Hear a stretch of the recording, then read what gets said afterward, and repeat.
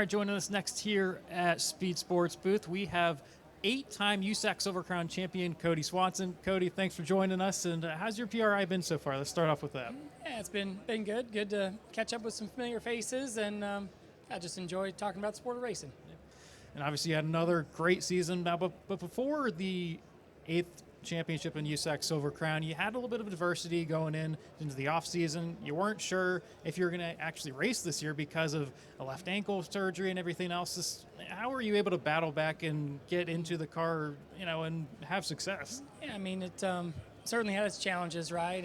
And then there was a timeline on it of trying to not only recover as completely as I needed to, but to do it in time to make the season opener. And I was really fortunate to have great people behind me, right? Not only great medical team of surgeons and doctors to help get me patched back together, but then help me push the limit physically to try to have it heal as quick as it could, but still get the range of motion I needed back and get strong enough to do it. And obviously my wife played a huge part of that, of everything from helping me change dressings to take stitches out in time to just try to be ready, right? And a lot of family and friends in the racing community help make it all possible, and was just really fortunate. I felt like God had my best interest in so many ways to connect me with the right people to give me a chance to be there by the opener.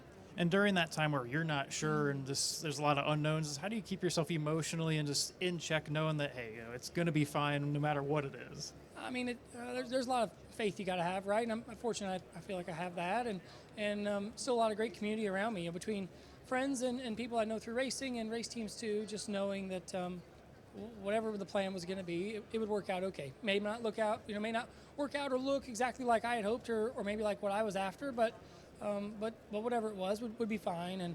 And it's hard to do, but something I still tried to take a step back and gain that perspective and be reminded of. And fortunate to have great family and community behind me to help keep me on that path, and just try to stay focused on what was next. If it was trying to get my ankle moving more versus trying to be able to put weight on it the first time, and try to keep working toward the next milestone to give us a chance to be ready in time.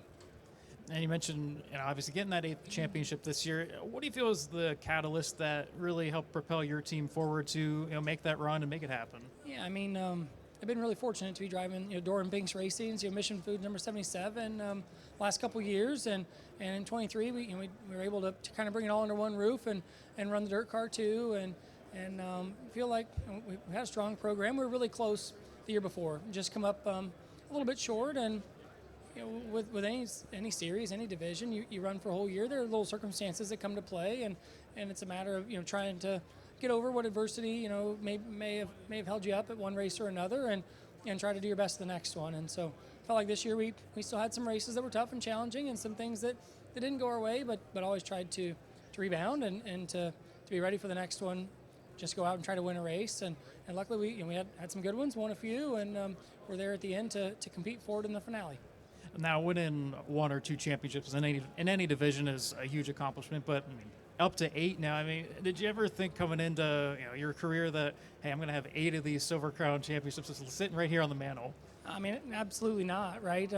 I got into racing and never imagined I'd be able to make a career out of it. Didn't know that I'd get a chance to do it, let alone to move on past my first track doing it, right? So to have had what ended up being a career and had it led me from California here to the Midwest to be able to race for a living is really special. And the Silver Crown Series is something that's been my favorite since I first got a chance to do it. And so I wanted that first one so bad, just to prove that I thought I could compete at a championship level in a division like that. And so everything since has been a matter of wanting to win another one for the team you're with, and trying to accomplish that season's goal. And to get to 8 is really surreal, right? It wasn't something you plan on, or even knew to set a goal like that. And as it got closer, some good friends and historians in the sport, recognized that AJ Foyt and Mel Kenyon were the only two that had 7 in USAC history. And so to be able to tie them was a really special moment.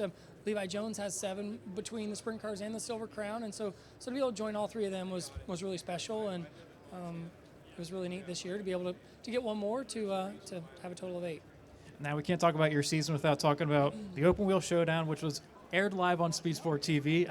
Tell me a little bit about that event and just what made that such a fun event for you this year. Yeah, I tease that if you're going to race for a living, you got to go to races that pay big money, and this one certainly does. And thankful for everyone, Davey and everyone that's a part of the Open Wheel Showdown team to put an event like that on, right? And obviously thanks to Speed Sport for coming on and broadcasting it, because we got family and friends that, around the country that makes it great thing keep up what we're doing. But that aside, last year I got to run the midget division, the inaugural one with Tim Bertrand, and had some success then, and obviously appreciate that opportunity. And this year, really wanted to make sure I didn't miss out on the sprint car portion of it. I mean, it's a huge event. It's something that all the best guys are doing and competing in, and you want to have a chance at that, right? And so this year I'm really thankful. I got teamed up with Dick Myers and his famous number 50M, and a chance to put a wing on that and to go give it our best shot, right? It's not something I've been doing a lot lately, is running wing pavement cars, but for a huge event like that, we did our best to prepare, and they gave me a great car and a great opportunity to go out there and see if I could keep up with them. And by the end of 100 laps, it just worked out for us. And you mentioned with it being a wing sprint car, how much of a difference and how much have you had to change your driving style when you go from the Silver Crown on pavement to a Wayne sprint car on pavement? Yeah, I mean, each division's different anyway. Even if you're going to make it easy on the non-wing side, from a midget to a Silver Crown car, just what you do with the pedals and how they make speed, how they make momentum is totally different. But the wing adds a whole nother element, and it's something that I felt like I was really focused on, knowing it would be different, knowing I'd have to try to overcome some what would now be bad habits, right? And it's something that I relied a lot on the team on. Dick is really sharp, not only with his car, but seeing what I needed to do different. So even as we started the weekend, I'd been to the bull ring before, which was really nice, so I had some confidence about the racetrack, but my eyes still go where the midgets are supposed to go. And so as I'd look into turn one, sometimes I would get the entry wrong just from like I said, from those habits or from that natural feel. So some of that is just working to overcome that, to try to force yourself into a new habit or learn something new. And something I worked on throughout the entire event. Not only the first hurdle was figuring out how to be fast enough, how to run the wing and use it the right way by myself, and then how to use it in traffic, and then the next hurdle again was how to manage it for 100 laps. So I certainly love. That's why I love the Silver Crown series. I love the long races. I love the challenge, and that the requirements change throughout the race, and trying to figure that out. So it's a blast to do it that weekend. And final question: Tony Stevens mentioned it a little bit ago. When are we going to see you in an Indy car, Indy next, something like that? Yeah, I mean, I would love to, right? And the business of racing is something that has so many challenges, and I've been so fortunate to make it to this level of the sport and to have a good opportunity like I do and like I've had. I'm extremely grateful for that.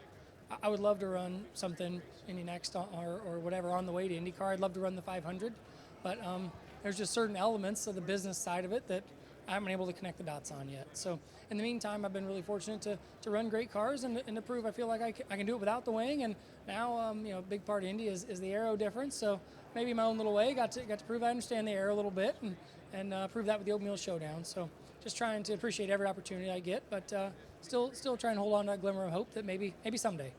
Maybe someday. Well, Kody, we appreciate you taking the time, and hopefully the rest of PRI goes well. That is 8-time USAC Silver Crown champion, Kody Swanson.